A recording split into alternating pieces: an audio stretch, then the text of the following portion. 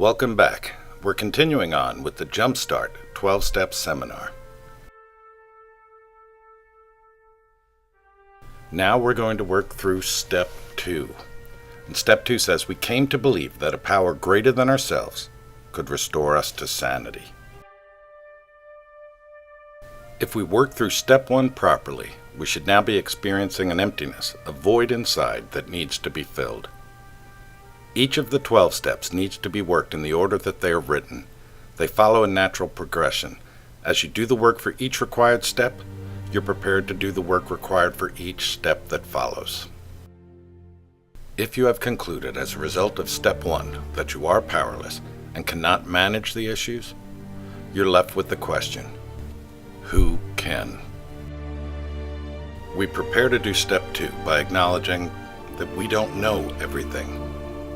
In fact, most of us have a distorted view of who God really is. To work this step, we need to set aside our old images of God and our distorted feelings about God and start fresh.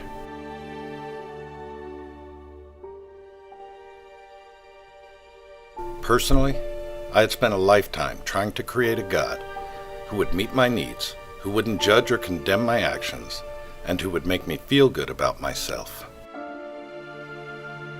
God is not like a genie in a bottle, nor is he like the character played by Ed Harris in the movie Truman, the producer of a TV show who knows everything about our lives simply by watching. I can hear you.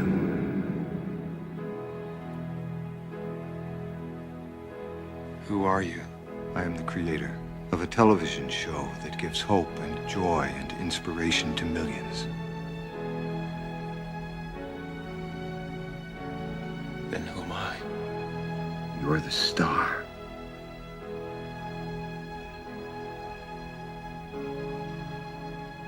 Was nothing real? You were real. That's what made you so good to watch. Listen to me, Truman. There's no more truth out there than there is in the world I created for you. Same lies. The same deceit. But in my world, you have nothing to fear. I know you better than you know yourself. You never had a camera in my head. You're afraid. That's why you can't leave.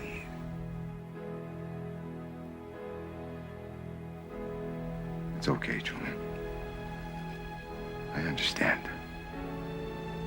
I have been watching you your whole life.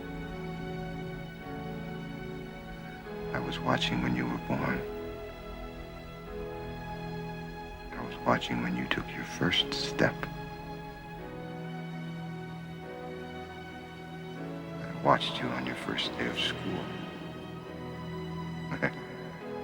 The episode when you lost your first tooth. You can't leave, Truman. Please, God. You belong here You can do it. with me. Talk to me. Say something. Well, say something. You're on television. You're live to the whole world.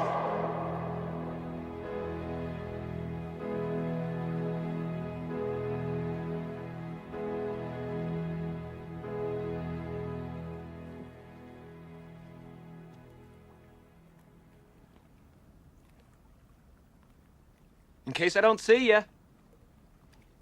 Good afternoon, good evening, and good night. Yeah.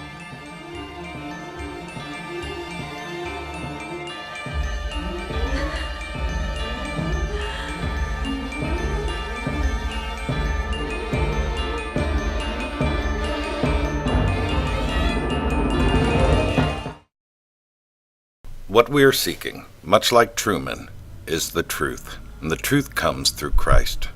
In John 8:32 we read, "If you hold to my teaching, you are really my disciples, then you will know the truth, and it is the truth that will set you free. In your workbook, you'll find these questions. We'll go back through and answer them after the video. List any experiences that have caused you to lose faith in God. What was your earthly father or father figure like? And how have your relationships with parents and or other authority figures affected your relationship with God? We need the power of God to affect real change in our lives. We can, through discipline or sheer will, affect surface changes like changing a bad habit, smoking, weight loss. Keep in mind that these are symptoms of the problem. For real change, we need to go much deeper. We need a power far greater than ourselves. We need God to cleanse us from the inside out. This will require faith. In the past, we've placed our faith in our abilities to solve the problems and deal with life's challenges, and that faith has proven worthless. It has not done for us what we needed it to do. Now we need to place our faith in God. For some of us, this may come easy. For others, it may be the most difficult task you have ever attempted. Everyone knows that God exists, and God is real. Romans 1:19 says, "For since the creation of the world, God's invisible qualities, his eternal power and divine nature, having been clearly seen, being understood from what has been made, so that men are without excuse." God is angry in this passage because people have denied or changed the truth about him to suit their own needs. Oftentimes, as a result of our addictions or our behaviors, we too have altered the truth.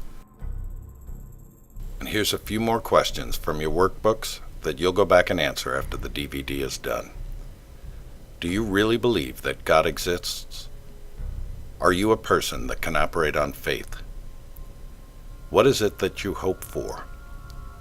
And what is keeping you from believing that God, a power greater than yourselves, could restore you to sanity?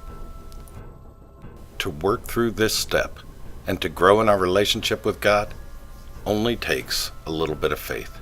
In Matthew 17:20 we read, "I tell you the truth, if you have faith as small as a mustard seed, you can say to this mountain, 'Move from here to there,' and it will move." It doesn't require a vast amount of faith or knowledge to move forward. For this step, all we need to do is understand that God is real, that he's out there, and we need to seek the truth. Now, for the second part of step 2. Is your sanity slipping? Beginning to place faith in a power greater than myself is one thing, but to entertain the thought that my sanity has slipped, or worse, that I'm insane, well, that's something else altogether. Webster's dictionary defines sanity as soundness of judgment. Many of us in recovery have defined it like Albert Einstein did. Insanity is doing the same thing over and over again, expecting different results. And here's a few more questions from the workbook that you'll answer after the DVD is done. Give an example of insanity from your life. Do you see God at work in your life, restoring you to sanity? How do you see your relationship with God helping you to deal with life's struggles?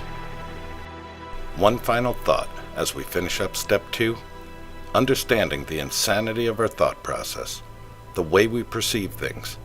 Do we need to update our game plan from step 1 to avoid further frustrations and conflict in our lives? Okay, we're going to take a short break right now and then go back and answer the questions from step 2 as we travel down the road to recovery. After answering the questions, you'll gather together as a small group and discuss your answers. I'll see you in a little bit for step 3.